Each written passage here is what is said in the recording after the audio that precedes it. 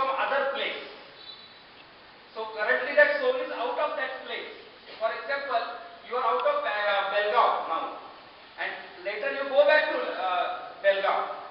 Or some people, they have some families, what they do is, they only meet each other once in a year. So that is called family reunion. That means they unite each other only once in a year. So all of us are displaced from one place. So some people think that that place is called Brahman. In Vedanta it is called Brahman.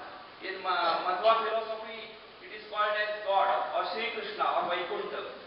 Some place you are displaced from there and you want to join to that place again. That is the union. And in Vedanta, yoga means union. And in yoga, yoga means disunion. You have to understand this. And therefore the Vedanta philosophy, they think that yoga philosophy is below them. That means yoga is only a preparatory stage to go to the Brahman. That's why if you read the Shankaracharya's work, he says, I think you don't know that much Sanskrit. Pratyuta means that yoga is a step which helps you. But after you go there, you should not do any yoga. After that, you should not be doing yoga. After you reach Belgaum by the train, you should leave that train. So yoga is only a train to go to Belgaum. After that, you should not be doing any yoga. If you are again doing yoga, that means you have not reached Belgaum yet. So therefore, what I want to tell you is, you will find that Lord Krishna, he never does Kapalbhati. Lord Krishna doesn't do any Kapalbhati. Lord Krishna devotee may do a Kapalbhati. But Lord Krishna himself never does Kapalbhati. Or Santa Tukaram, he never does any Kapalbhati. Or he is not doing any halasan. Or his back is not paining due to playing the music. And he is not doing any standing poses to make the legs strong. So some people think that they don't know yoga. No, not like that. They have already crossed yoga. They have gone to the Belgaum already. That is why he said that even the liberation, even the Kaivalya is nothing for me. Kaivalya also.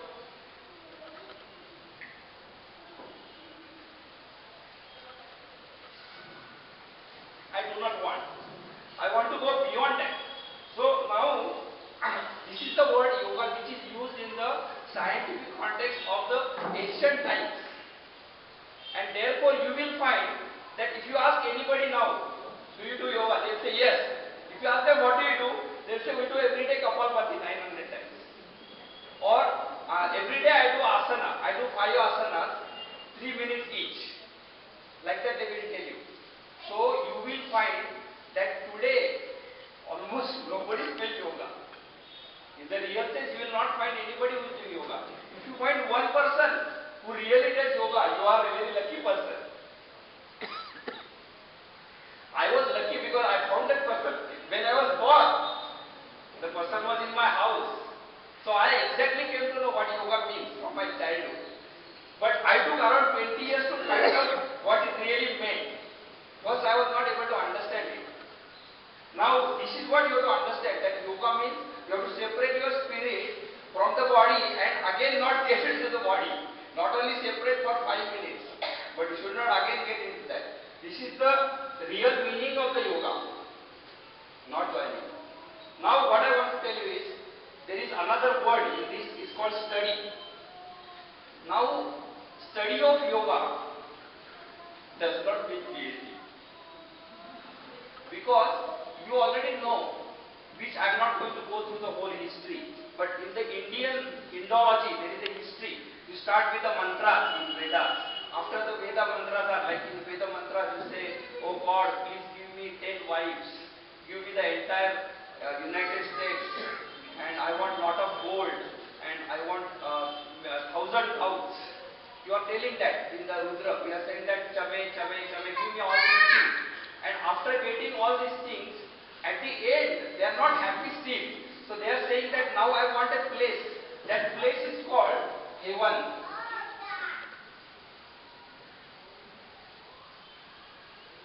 And the main difference, I will tell you what the main difference between heaven and the earth is. See, when you are on the earth, everybody wants to enjoy the life. There is no doubt. Almost everybody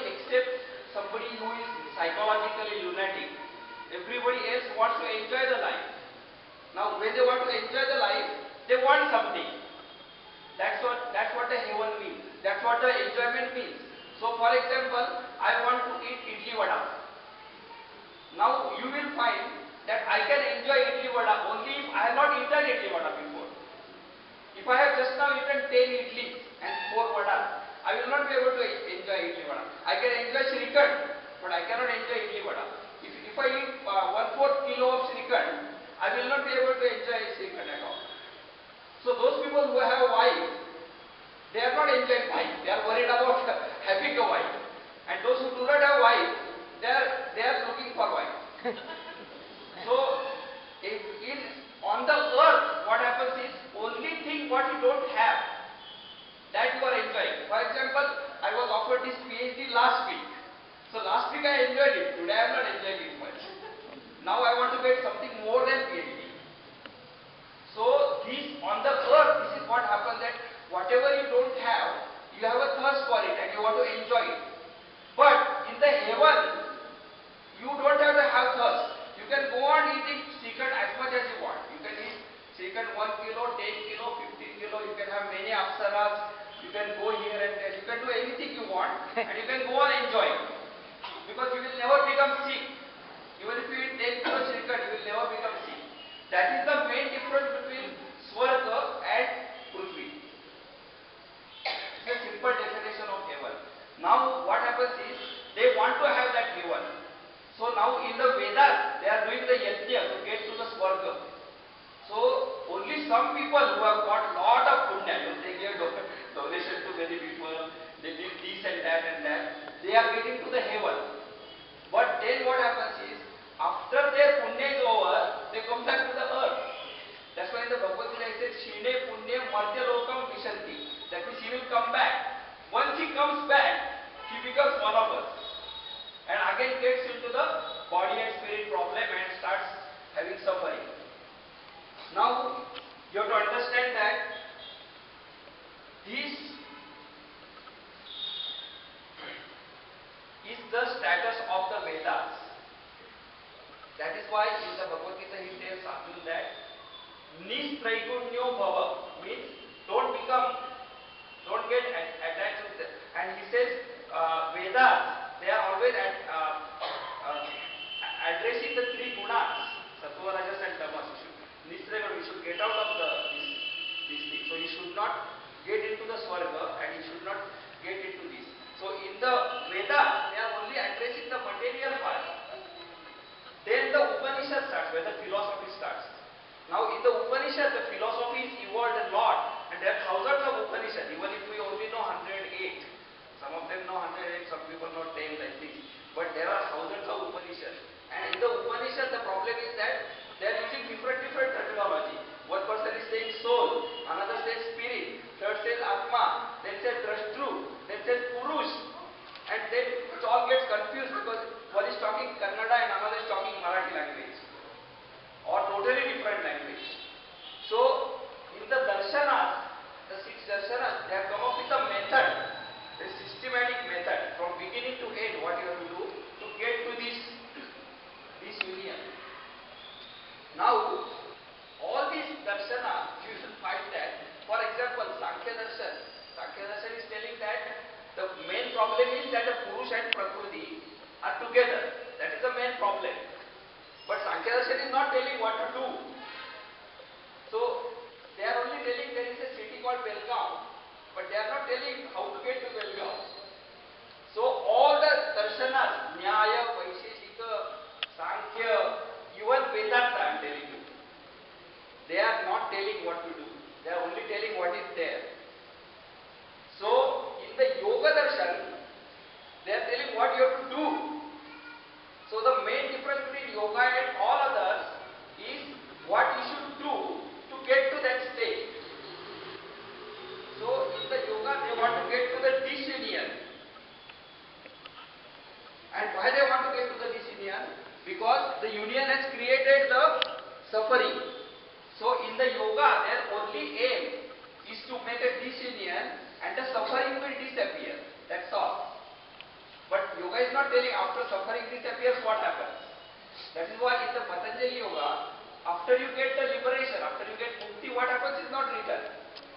Also, before you started yoga, this union occurred.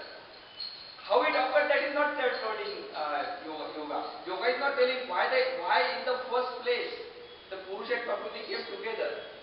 So yoga is not a complete philosophy.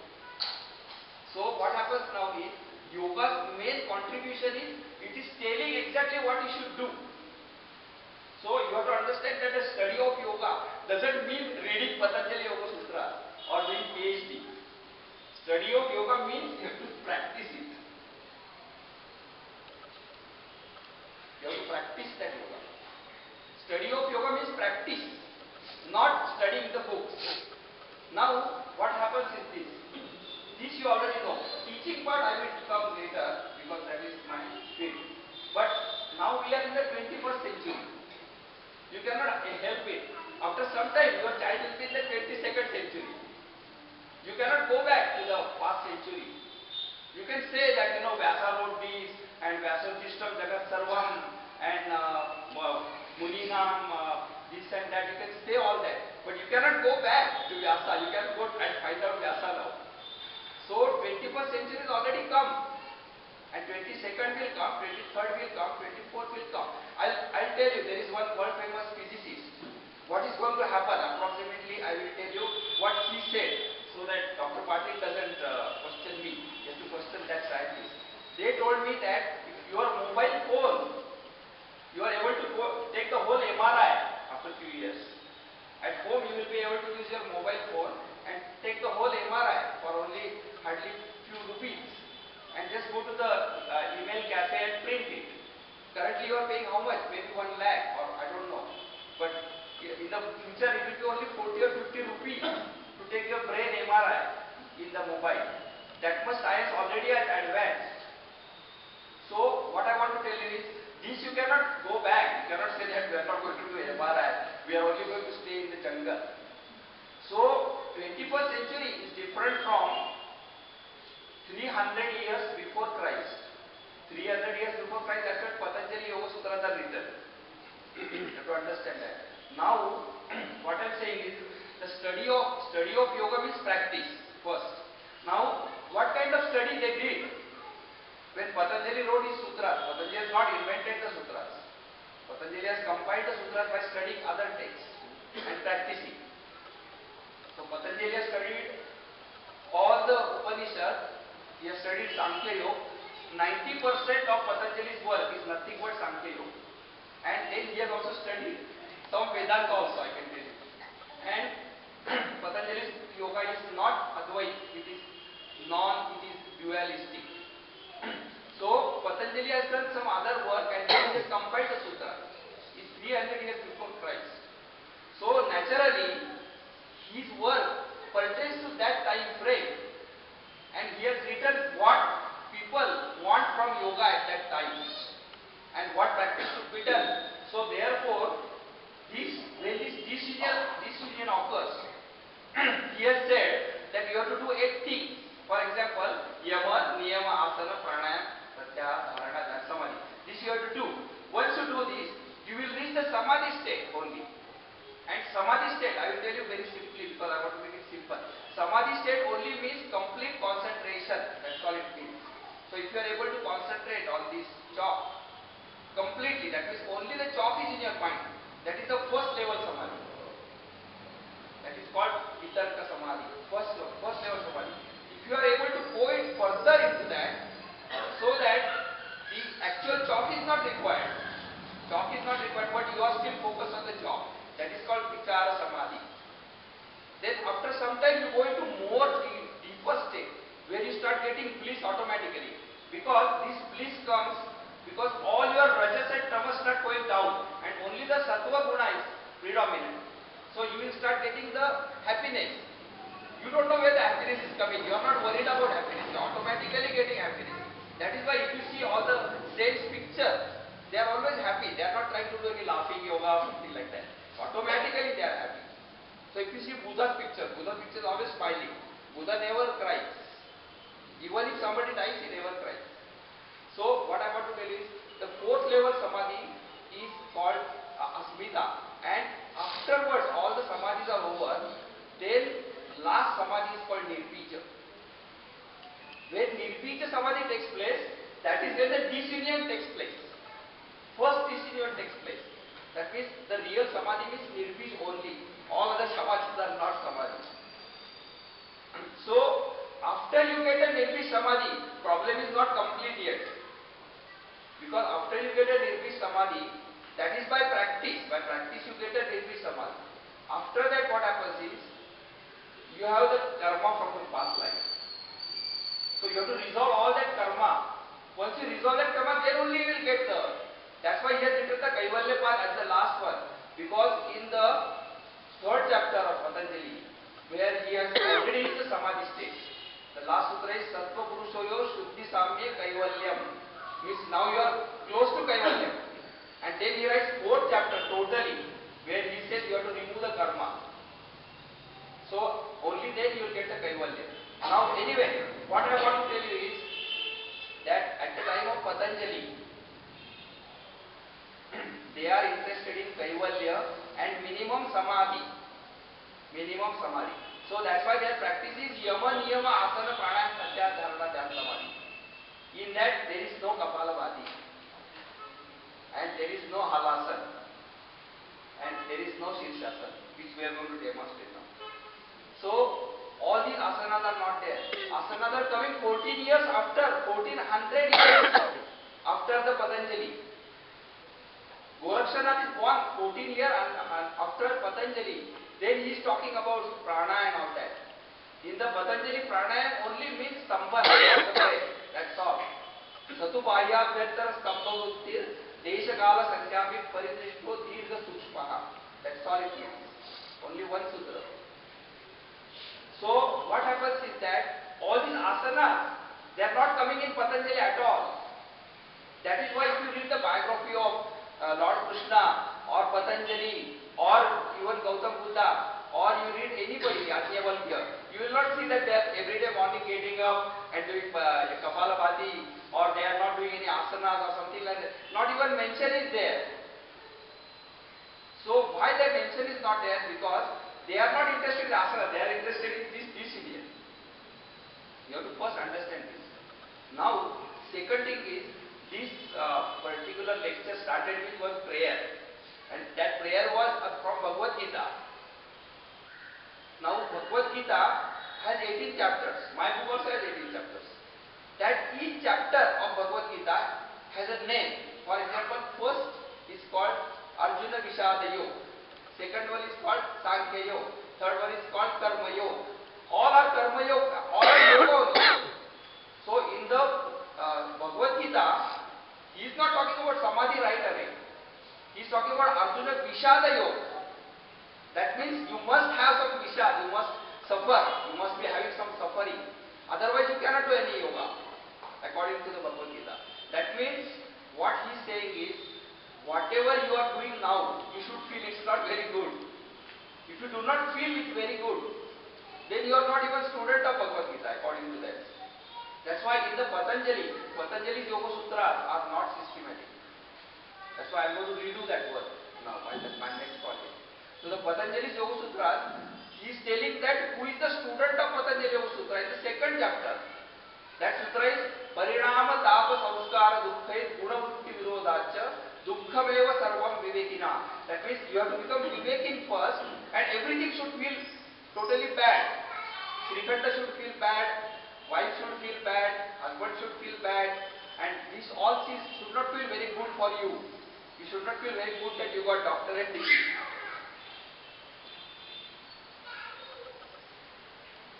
So what happens is, in the Bhagavad Gita they are talking about starting with the Dukkham only. Patanjali also starts with Dukkham, and Sankhya Yoga also starts with Dukkham. Sankhya Yoga's first karika is Dukkha Trayadi Ghata Jitnyasa Tadapa Ghatake Hetav. That's the first line. That means there are three types of dukkha, we have to remove them. And next line says immediately we have to remove it completely. Not little bit, not a relief from knee pain. Completely remove the knee pain. That means knee should not be there. There will be no pain there. That is their definition. So what I want to tell you is that yoga in the 300th century or 1st century or up to 6th century. 6th century, Adi Shankara is born. Adi Shankara is not doing yoga. Some people have written some biography where they added that he used to do yoga and then he did something and he disappeared and all that. No, he doesn't need to do yoga to disappear. Without yoga he can disappear. So what happens now is, this is the definition of yoga and their study and practice is related to that yoga. This is what you have to understand. Now we are going to 21st century. Now in 21st century, I can honestly tell you, if you meet any single person, even if you meet one person who is trying to get clear, you are very lucky. You might not meet any person who is trying to get to Samadhi state.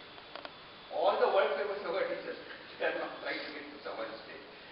They are only trying to get to name and fame. So the problem is that in today's life, what happens is that when people talk about yoga, what they do is they talk about Patanjali or they say Lord Krishna, Hare Krishna they say. But immediately they talk about halwa. They are interested in halwa, eating halwa. So they are spending 5 minutes in Krishna and 25 minutes in eating halwa. And then another 25 minutes in cow or making ghee, and then another 25 minutes in distributing the books. I'm not saying they should not do it. I want them to do it. They should do it. But they should know that that is not what Bhagavad Gita is telling. Bhagavad Gita never says, there is no shloka in Bhagavad Gita where she says that you should worship the cow and give the people cow's ghee. It is not telling that. So you have to understand that if people talk about Patanjali or they talk about Krishna or they say certain things and they are actually doing totally different things. So they do not know what they are doing, and that is why I got two yoga teacher students when I came here just yesterday, and they were thinking of one thing and they are doing something totally different. It is almost like they want to make the hands strong, but they are doing legs exercise. The hands will not become strong, you have to do the hand exercise. So what I did was, I came to know this, and because I was an engineering student from IIT, I thought that I have to redo this work. So what I said is, in Adiyoga, I'm just going to tell you in 5 minutes for Adiyoga. I'm asking them what exactly you want. What is that you want? You want to reduce the weight, or you have a diabetic problem, or you have a knee pain, or you want to reach Samadhi state, and such, whatever you want, that you have to know first. I will tell you that in India, 90% people have no idea of yoga. India's name comes 28th in yoga field. The first one is definitely US, I can tell you that. The students are much superior, much more superior. Second is UK. India's name comes 20th in the understanding of yoga, including philosophy. So what I am trying to tell you is why the situation is there. I am not going into social situation, but that's a fact. Now, what happens is that in India, due to whatever reason, whether it is due to mother spoiling the child, or whether it is due to previously not having car and now getting 2 cars, whatever the reason is, the problem is that most of the people don't know what they want from yoga. Little bit they know. Suppose they have suffering, they have a stomach pain or that much they know. But they actually don't know. If you ask them in the class, what do you want from yoga? They say general yoga.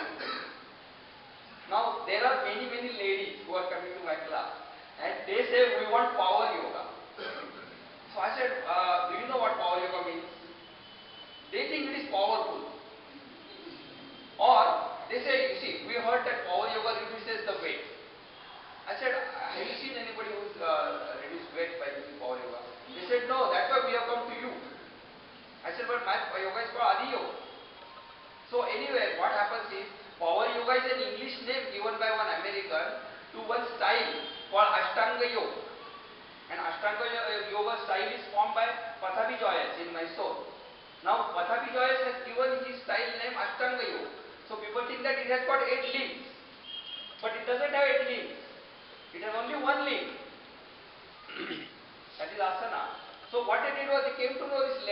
So they try to push Ashtanga into the limbs into that and somehow try to say that, okay, this we are doing is breathing, this is the pranayam. No, breathing cannot be pranayam, because in Patanjali he says that before pranayam you have to make static pose. Because it says Sthira Sukham Asanam Tasmin Sati Shwasa Prashwasayor Gati Vicheta Pranayama. That means before the pranayam you must do the static pose. So how can you do the yoga exercise while doing the pranayam? So the problem is that the names and people are all confused, so they don't have time to read what Ashtanga means. It was Patanjali, whether it was a girl or a boy. Because Anjali seems something like a girl's name. So they have so many problems and they think power yoga. So now I showed them. There is one person, my friend. She is from Sweden. Her name is Laruga Glasser. So if you see her doing yoga, that is the real power yoga. Now I can tell you that there is nobody in this hall, including me, who can do power yoga. Because you see Laruga, to become Laruga will be almost like getting Samadhi state for you, to get to that stage. Because she is already trained, she is born like that, she is born as a gymnast, so she has done all the things and body, she is now 50, 55, she looks like hardly 20. So, and when she starts with like Slava, when he does yoga practice, he doesn't stop for 2.5 hours at one shot. So what I want to tell you is that today when people think about yoga practice and yoga, they have sometimes no idea, or they have some weird idea, and they have a contradiction between study and yoga. That is another problem.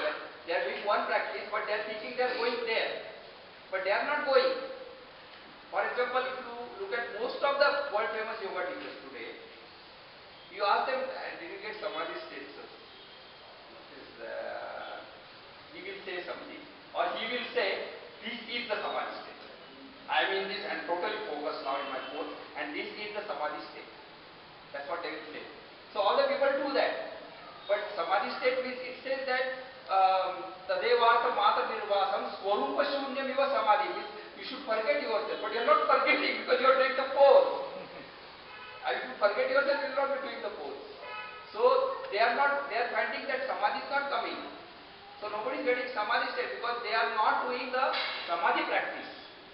They are doing very good practice, but they are not doing Samadhi practice. So in the Adi Yoga, what I am saying to you is, first you have to know what exactly you want. Now, what you want is a big topic, but what I want to tell you is, generally everybody has some strong wish. They want that. For example, lady doesn't have a child, she definitely wants a child. Whether Lord Krishna gives it or Shiva gives it, she wants that child. Now if you tell her that forget all this child and do Samadhi, like the Buddha story, that lady's child is dead, and then he is telling her that don't worry about that, just bring me oil where nobody is dead. That's not an answer to her problem, according to me. I am going to try to help her. She has come for that problem, to tell her to bring oil from another city, a person who is not dead. There is no need to do that much complex. Just directly tell that somebody is dead there. But still, even if she finds oil from a non-dead place, she still wants that her child to be born again. She still wants that child to be born again. That is her wish.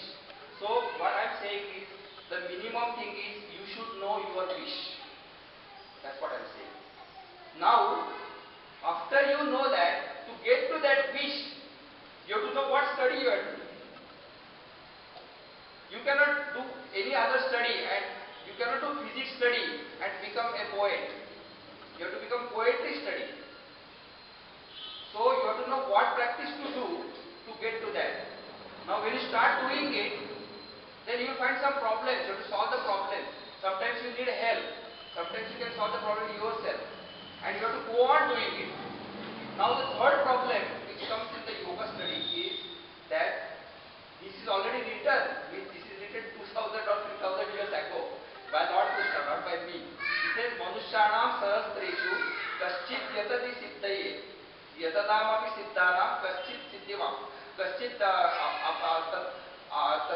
apnomi mam. So what happens now is, he is telling that out of thousands and thousands of people, only 1% thinks of doing yoga. And out of thousands and thousands of people who do it, only one gets surprising. It is almost like only one person will get Nobel Prize in physics. Not all the professors in all universities will get Nobel Prize in physics. But everybody should try for it. Only then one will get. So what happens in the yoga practice, even of today's, of even 21st century, is that you will find only one person is doing the yoga practice. Out of thousands, even the asana practice, only one person is doing out of thousands. So the teaching, first two teachers are there now, that you should not be surprised if nobody is doing yoga. You should do your own practice and don't worry about other people. So all the mothers are telling their children that please do yoga, it improves their memory and you get entrance into IIT. And the mother is not doing yoga. So the child is thinking, why you didn't do it? Get admission to IIT. Then I would have got some other Harvard University instead of IIT. So what happens is very few people practice yoga. You have to understand that and accept that. Now if you are interested, what I want you to focus on is what you want and what is required for what you want. Now there is something common between that Samadhi yoga and today's yoga. There is something common. That commonality you have to know, because that commonality is the real definition of yoga.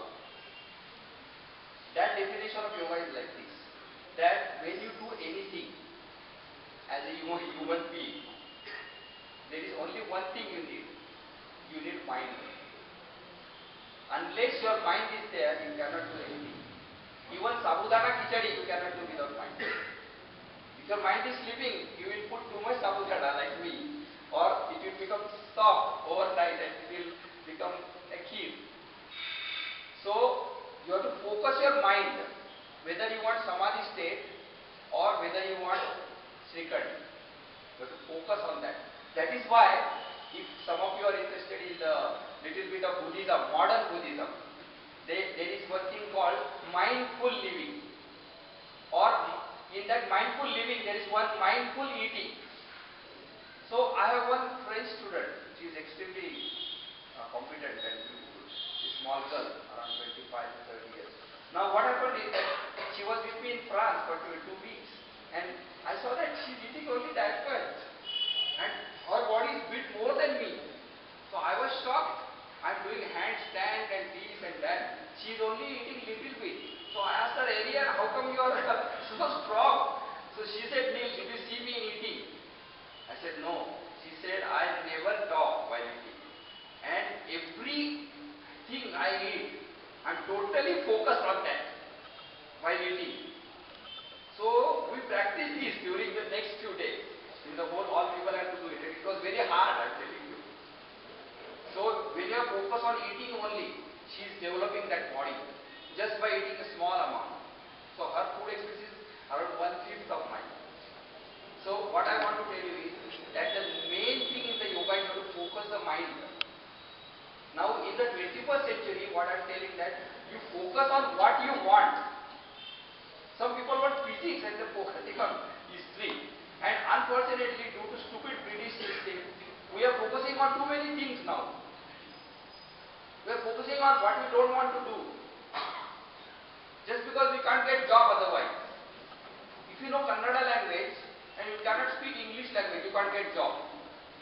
That is silly, because in Kannada language you can do exactly same work what you were doing before British people came. Patanjali did not know English. English people are studying Patanjali in English translation, which are wrong. Most of the Patanjali translations are wrong, I am just telling you. World famous translations are wrong. Some people say mind, some people say chittam, some people say consciousness, some people say mind stuff. Whatever they want, they say. So they don't know what Patanjali is saying because they are not studying the Upanishad. So when you study even Patanjali today, you have to go back and relate it, because somebody today asked me in the class that why you have to study philosophy at all? We just do the Kapalabhati. I said, no, unless you study that fast, how can you know what Patanjali was saying? So what I am saying is that you have to know what you want, you have to focus your mind and decide how much focusing is required.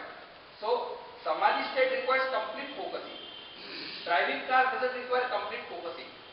In driving car, you have to focus on the steering and also the other road. Otherwise, if you only focus on steering, that is what happens in Pune city. Everybody focus on the steering and they go fast. And they don't worry about who is coming on the way. They go on them. They tell them that you should focus who is coming. This is what is happening in Pune city. In Belgaum, I don't know. But this is definitely happening in Pune city. So what I want to tell you is you have to focus the mind. That is the main difference between yoga and non-yoga. So some people ask me that if I did this pose, like a headstand, in gymnastics or circus also, you are doing that pose. But you are not focusing the mind. Now, what I want to tell you is that in the 21st century, this is what I am proposing. Now, out of some of them, they want to get to Samadhi state. That is fine. And then they should not be doing Kapalbhati. They should be doing meditation. Unless they do meditation, you will not get to Samadhi state. Now in meditation also there are so many confusing things. For example, there is something called Vipassana meditation where you watch the thoughts and they go away. So you become stress free. But you don't get Samadhi state. Samadhi state is only by doing the destroy. So you have to know what exactly you are doing. So some people what they do is that is okay, that I am not worried about. That is 21st century. See Patanjali Yoga Sutra, she did not copyright this sutra. My sutras are copyrighted. But Patanjali is not selling his book. He is not coming to you and say, my books are displayed there and please, I want you to buy my book. Because unless you buy my book, I cannot go to any place. Patanjali is going and eating the apples and grapes and whatnot. I am not eating apples. I am going to eat breakfast tomorrow in some darshani or something where I have to pay. So what happens now is, today in India, because Vedas are highly respected. See, India has a tradition of respecting. Some people don't have tradition. Some people have a tradition of not respecting. So India is respecting Vedas and Upanishads like that. So they want to use Patanjali. They want to call their institute Patanjali Institute. So they are going to use all those names. Now some people, they are telling them, by doing this you will get what Patanjali is saying. By doing asana you will get the Samadhi state. No, you will never get it. Because there is not a single yogi in the entire history of the world who was doing headstand and got into Samadhi state. Not even one. At least one exception has to be there. And all those who have got into Samadhi state, they are not doing the headstand. So from both sides, if you know mathematics, you do it from both sides. That means there is no example of Samadhi in headstand and there is nobody who does headstand and got Samadhi. From both sides it is 100% proof that there is no Samadhi in the headstand. So if you want Samadhi state, you have to do a sitting pose, which is 3-4 hours you have to sit without any.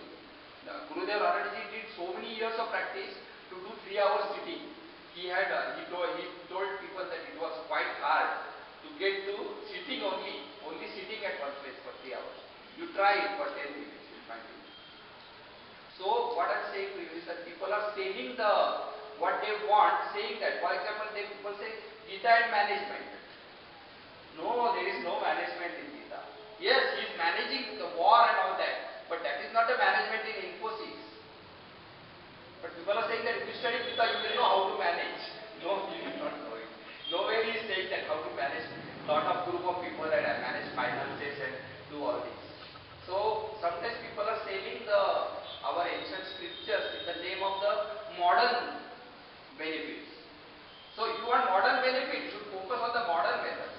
Now I will, because the time is very short, I want to tell you one last thing only. 1 minute. See what happens is, this is just an example. So from this you can get some message.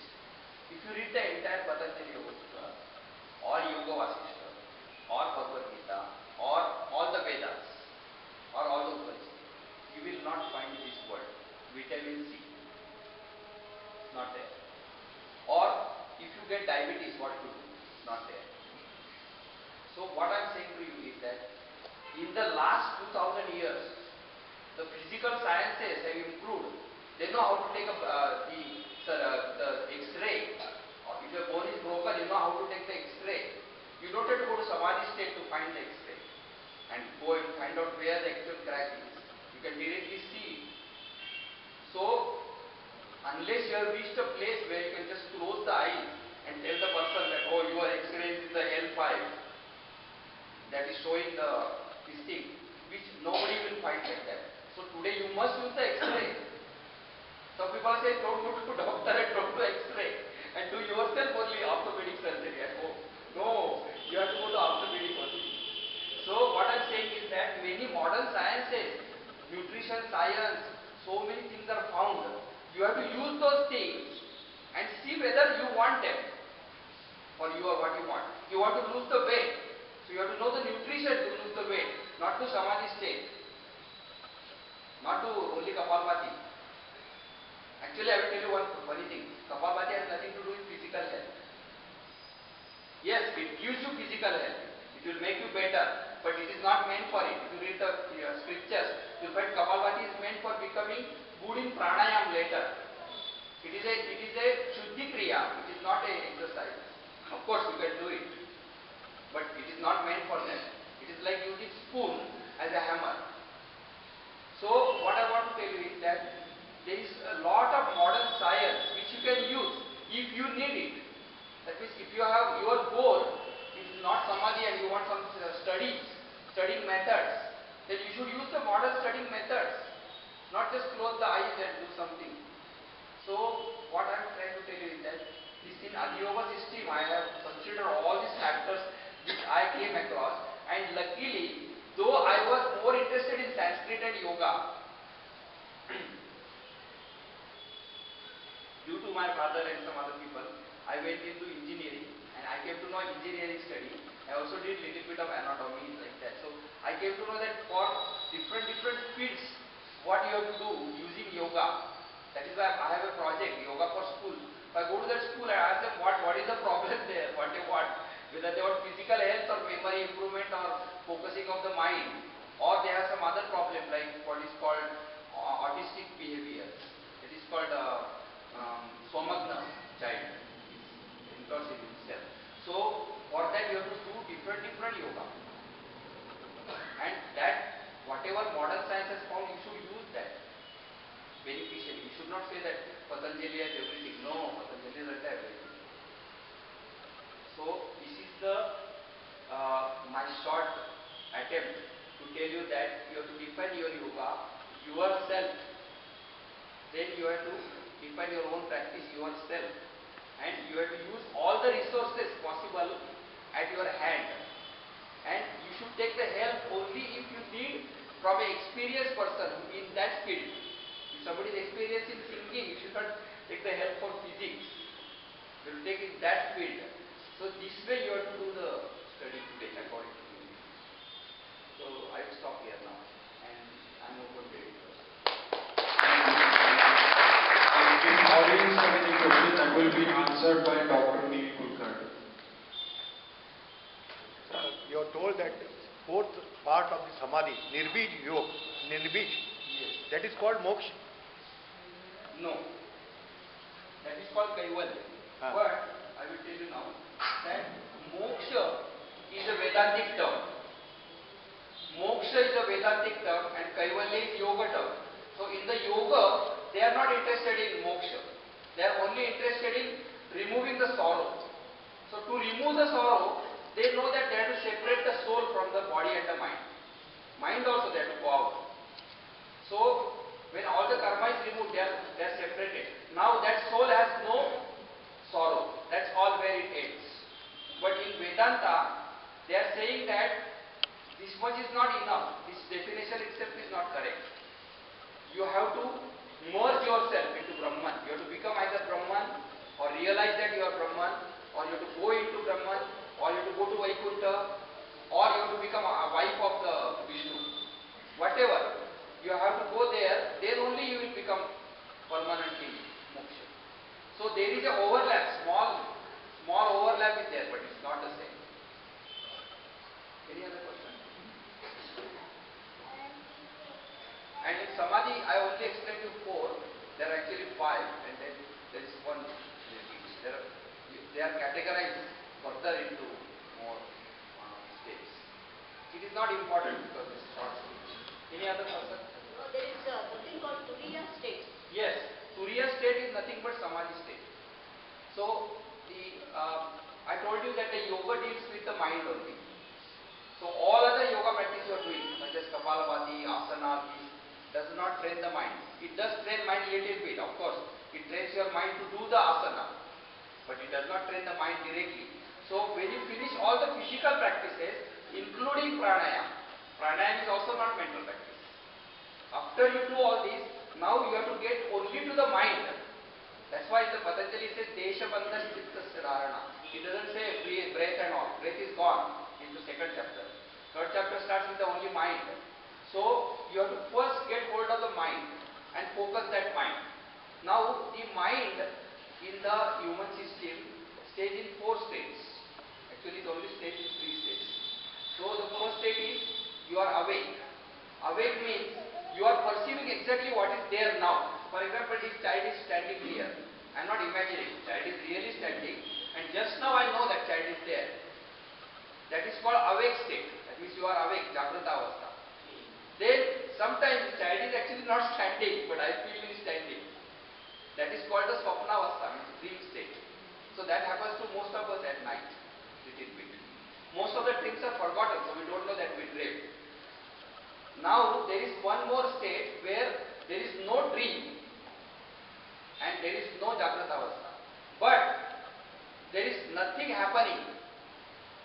But that nothing happening, you know. You know that nothing is happening. For example, you had deep sleep, very good sleep yesterday in Belgaum, and we got up in the morning. We said that our sleep, totally deep sleep, no dreams and not awake. And in the deep sleep, dreamless sleep, what happened? I don't know what happened. Nothing happened. But how do you know nothing happened? Because nothing happened is recorded in the memory.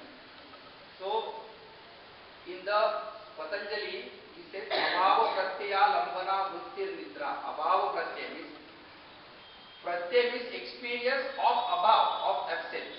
Experience of absence of everything. That is the only place in the entire world where sleep is defined.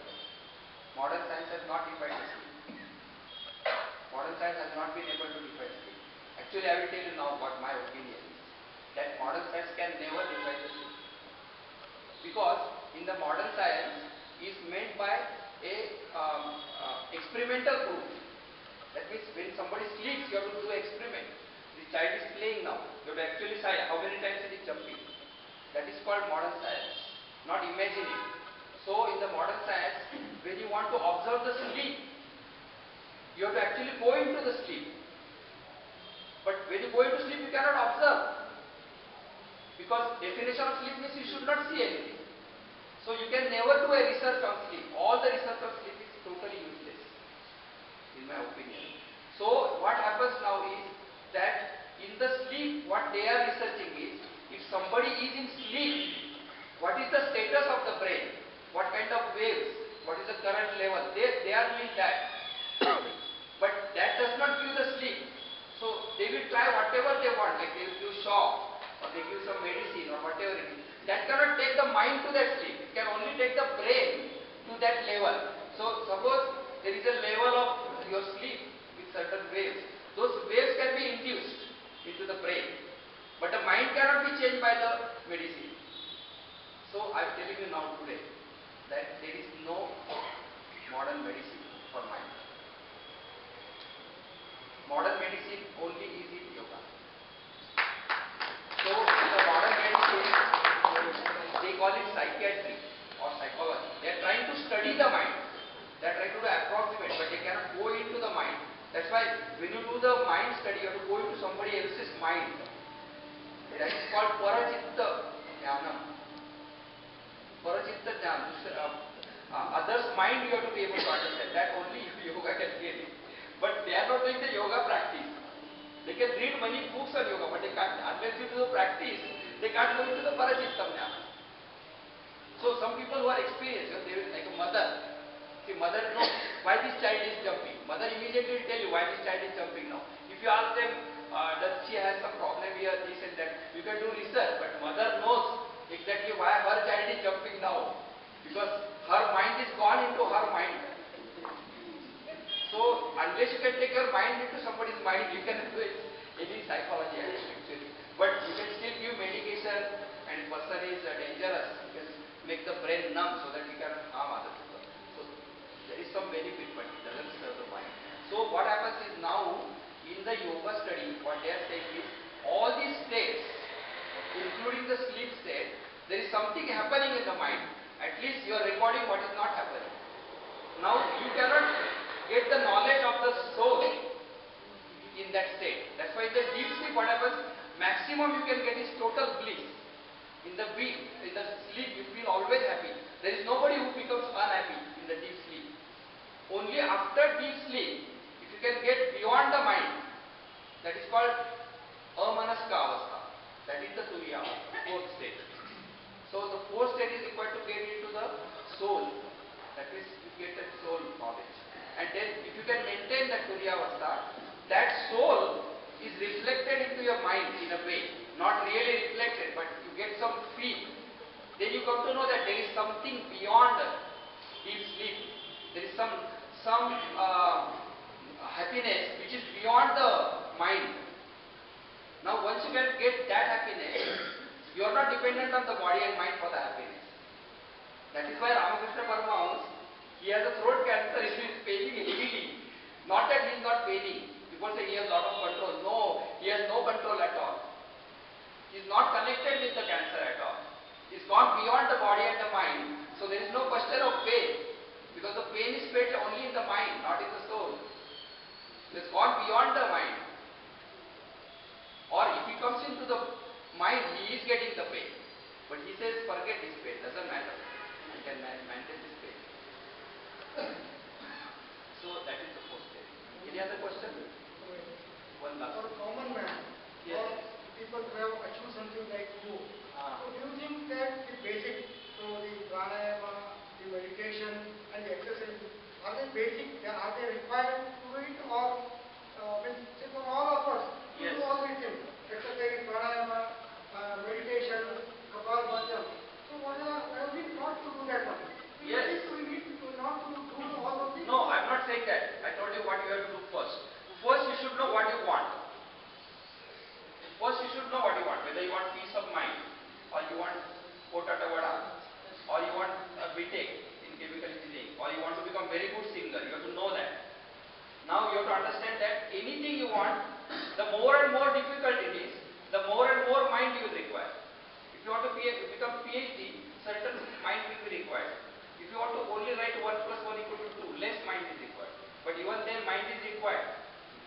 At least you should look at the 1 and 1 number. So you have to know that mind is required. Then you have to know for what you want.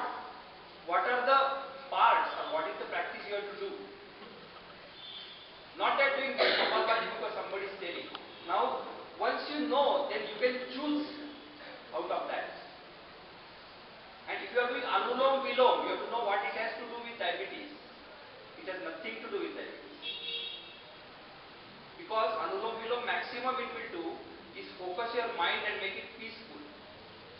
It will have a secondary effect on diabetes. That is, if you are getting too excited due to diabetes, it will make you peaceful. That's how it will do. But it's not going to remove the swelling. Diabetes means swelling of pancreas. It is not going to reduce your swelling. Because if that is easy, then all the hospitals will tell the people that you do Kapalabhati and sit like this for 5 minutes, and all the diabetes people will completely go away. Currently in Belgaum, I am telling you, honestly, the percentage of people in Belgaum is more than 60% diabetes. Even this audience, 60% people have real diabetes. That's a fact. So they don't know, some of them don't know. But So, what is the real cause? huh? What is the real cause of that? Of the diabetes? Diabetes. Diabetes, that's a very big question, but diabetes is like pancreatitis disease. So basically you are either you have a genetic problem, which we are not going to talk now, but suppose your lifestyle is such that you are constantly burdening your system. So diabetes deals with the conversion of sugar, and that sugar requires pancreas and liver. So this system, you are overloading too much. You are doing something, whether it is physical or mental, whatever you are doing, it is sucking the energy and it's not able to recuperate at when you are resting. So slowly, slowly it is eating and it is giving. For example, suppose this is my hand. I go on banging this hand every day. After some time it will start swelling. And that will become a piece of this part. Same piece of this part is for diabetes. But This is what- main cause is not tension. No. Or disease is Main cause today is tension. Because today everything is stress related. But it was not the same when Patanjali was there. In Patanjali's time, maybe he did not get enough food and got diabetes. So the main cause depends on that person, but always we don't know the main cause. We don't know why we are born here. But you still have to do the Kaivalya. That's the problem with Patanjali, I am telling you that. He has not told why we are here, but he wants to get Kaivalya. So, if you have a pain or suffering, you want to remove it. So, you have to do something about it. So, whatever you know, you should try to use it. It is not as simple as putting a bandage on a scratch. That's why people are not found that solution. Okay, so I will now stop my... Brain is controlling on mind or mind is Sir, controlling? we are very sorry, we are running out of time. You can meet me outside. Yes, please. Thank you, sir. Thank you so much. Yeah, thank you. Yoga is not just a repetition of new